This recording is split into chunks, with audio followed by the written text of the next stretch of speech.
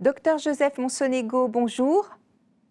Bonjour. Vous êtes gynécologue, vous êtes le président scientifique du congrès Eurogine qui aura lieu du 18 au 21 mars à Vienne, en Autriche. Merci de nous accorder cet entretien. Vous êtes spécialiste de la colposcopie et de la prise en charge des pathologies associées au papillomavirus.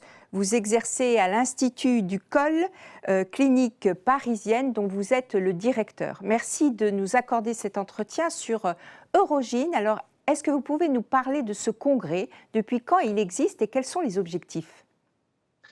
Alors, Eurogine a célébré son 30e anniversaire en 2025 et c'est vrai que ça a été un moment crucial pour faire un peu la rétrospective de ce que nous avons accompli depuis tant d'années et faire le point sur la recherche HPV qui progresse sans interruption. Alors, c'est assez caractéristique et assez exceptionnel de voir à quel point cette recherche, après si longtemps, continue à innover, continue à s'adapter et elle continue à transformer profondément notre manière de prévenir et de soigner.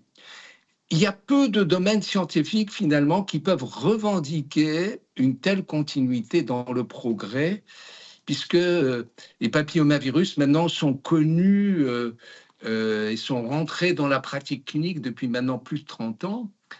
Et on aurait pu imaginer que finalement, avec le temps, tout est acquis, tout se tarit, finalement, il n'y a pas tellement d'innovation. Eh bien non, la vitalité du congrès Eurogine, c'est un congrès multidisciplinaire annuel, montre à quel point finalement la recherche est toujours aussi florissante, aussi abondante.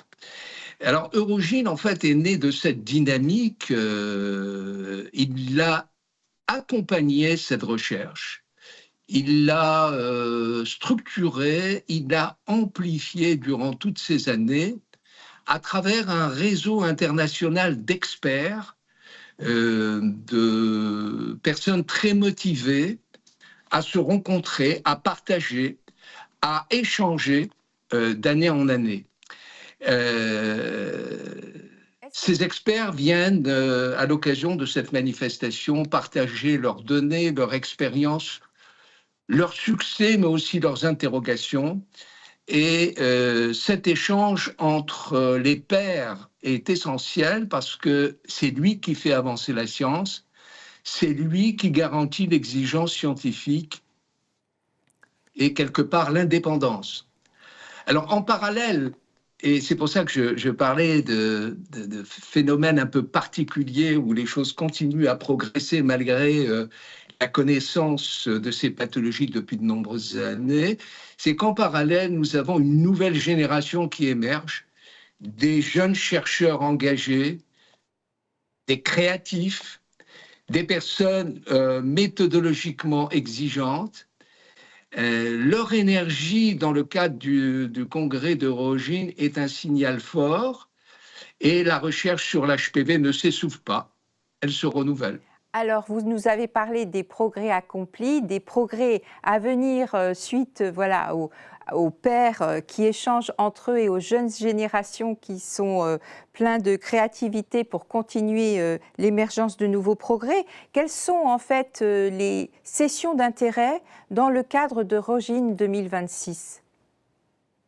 Alors, les progrès les plus récents concernent essentiellement un domaine particulier qui est celui du dépistage et de la prévention de ces cancers, puisque le cancer du col, qui est l'organe cible, on va dire, le plus important pour les papillomavirus, ce cancer du col, comme vous le savez, est un cancer qui est totalement évitable lorsque nous avons à notre disposition un dépistage qui devient de plus en plus performant.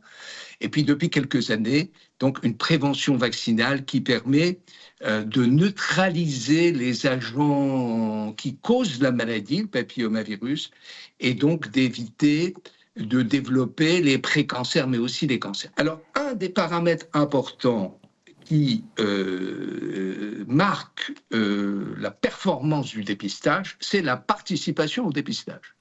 Et cette participation, lorsqu'elle n'est pas là, au rendez-vous, et en France, je rappelle qu'il y a au moins 40% en moyenne de la population qui ne participe pas régulièrement au dépistage, eh bien, on crée des inégalités et des risques accrus dans certaines populations.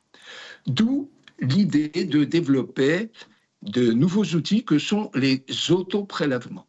L'autoprélèvement consiste à exploiter un espèce de tampon qui est appliqué par la patiente elle-même au niveau vaginal, afin de faire un petit passage et ramasser quelques cellules, envoyer l'échantillon par une enveloppe affranchie préalablement à un laboratoire, qui va donner un résultat de test HPV, positif ou négatif. Il est négatif, eh bien, la patiente va passer ensuite en dépistage tous les 5 ans, parce qu'on a maintenant la certitude que lorsqu'un test HPV est négatif à un instant T, eh bien, on a un degré de confiance et d'assurance qu'il ne va rien se produire dans l'intervalle des 3 à 5 ans. Et s'il est positif, eh bien évidemment, ces patientes vont aller vers la cytologie. Si la cytologie est positive, on va faire la colposcopie. Si la cytologie est négative et qu'on est quand même positif à l'HPV, on demande un nouveau test HPV 1 an plus tard. Et s'il est positif, on ira quand même aux colposcopies. Donc cette c'est valable pour le prélèvement chez le praticien, mais c'est valable aussi pour l'autoprélèvement. Et finalement, ces autoprélèvements améliorent l'accès au dépistage, ils réduisent les inégalités. Et demain, c'est ce que est largement évoqué à Eurogine cette année, demain, on aura des autoprélèvements qui pourront se faire sur les urines et qui pourront également se faire sur des échantillons sanguins venant des règles de la femme, pour lesquels il y a déjà un certain nombre de données qui montrent que ça peut être aussi pertinent que le prélèvement réalisé par le praticien. Les travaux sur l'autoprélèvement sont très importants dans le cadre d'Eurogine. Il y a d'autres... Oui, dites-moi, il y a d'autres sujets qui sont abordés. L'autre voie, évidemment, de progrès, c'est aussi la vaccination. Ce qu'on observe dans la pratique, et ça, nous en parlerons largement à Vienne, c'est le bilan de la vaccination 20 ans après. L'impact sur les infections à papillomavirus en population, on constate une diminution dans les programmes vaccinaux avec une couverture à 80%, une diminution drastique, très importante des infections, une diminution très importante des lésions précancéreuses, et dans certains pays, la diminution très significative des cancers invasifs, en particulier chez la femme jeune. Je rappelle un point sur l'impact de la vaccination sur les précancers et les cancers. Elle est beaucoup liée à l'âge où est proposée la vaccination. La population cible idéale, dans beaucoup de pays, et en France en particulier, c'est la population 10-14 ans.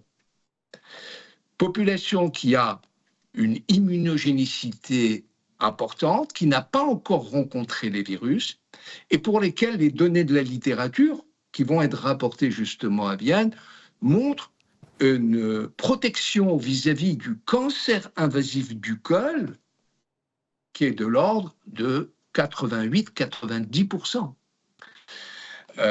Donc, c'est des choses qui maintenant prennent forme dans la vie réelle. Mais l'objectif est beaucoup plus large, puisque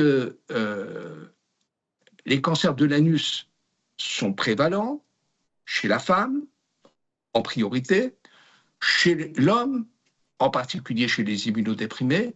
Les cancers de l'oropharynx sont également des cancers HPV induits à une proportion de 50-60%, voire même 70% selon les pays.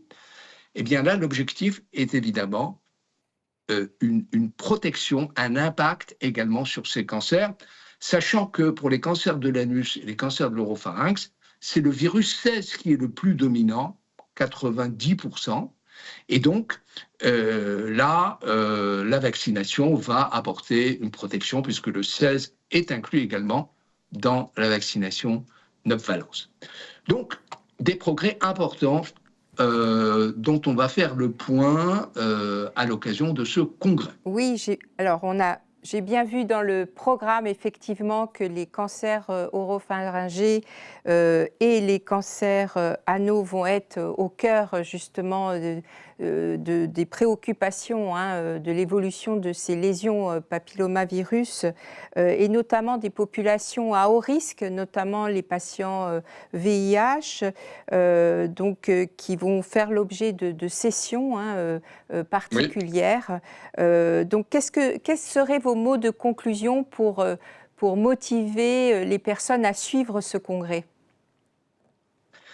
Alors, je voudrais quand même juste aborder deux autres éléments de progrès qui sont largement évoqués à Vienne. C'est d'abord les biomarqueurs moléculaires, en particulier la méthylation qui va rentrer progressivement dans la pratique clinique avec une meilleure stratification du risque, avec un triage plus précis, avec une médecine plus personnalisée. L'autre évolution, c'est l'intelligence artificielle qui ouvre une nouvelle étape dans le dépistage, dans la prédiction des précancers, en particulier du col de l'utérus, dans l'aide à la décision en colposcopie, par la prédiction du risque, par l'aide qu'elle apporte en levant les doutes, les incertitudes, l'aide qu'elle va apporter au diagnostic et à la décision, et même, ça a été démontré, la diminution des interventions inutiles que peut générer un dépistage fondé sur l'HPV, qui peut recueillir énormément de cas, on va dire pseudo à risque, mais qui en réalité n'ont pas besoin d'intervention parce qu'ils ne finiront pas par développer des lésions. Donc, cette intelligence artificielle, elle améliore la performance, elle renforce la reproductibilité et elle soutient le clinicien avec fiabilité et rigueur. Donc, voilà, c'est un large éventail d'éléments de recherche qui seront présentés à ce moment-là. Alors, vous me posez la question sur quels sont les chiffres clés d'Eurogine 2026 à Vienne. C'est 700 contributions scientifiques venues du monde entier. Hein. Une multidisciplinarité, on va dire, forte, 80 sessions, 1700 à 2000 participants, 80 pays à travers les 5 continents et des orateurs et experts au nombre de 200 largement présents. Donc, un congrès où se coordonne à la fois biologie fondamentale, pratique clinique, santé publique et intelligence artificielle. Donc, voilà, il y a vraiment de l'innovation, comme le témoigne la participation cette année. Eh ben, merci beaucoup. J'ai bien relevé les 4 thématiques principales et d'intérêt. Le dépistage avec les autoprélèvements, la vaccination qui évolue et qui marque des points avec les programmes vaccinaux et qui s'élargit en France, et on peut le souligner, c'est bien. Les biomarqueurs avec la méthylation que vous avez souligné, qui fait l'objet d'ailleurs d'une grosse session à Eurogine, et l'intelligence artificielle qui est présente dans tous les congrès médicaux et qui a fait avancer la science et la pertinence donc de la prédiction du risque, des interprétations et de l'aide à la décision. En tout cas, merci beaucoup, docteur Monsonego, pour tous ces points développés. Merci à vous et on donne rendez-vous à Eurogine 2026 des 18 au 21 mars en Autriche, à Vienne. Merci beaucoup. Merci à vous. À bientôt. À bientôt. Au revoir. Au revoir.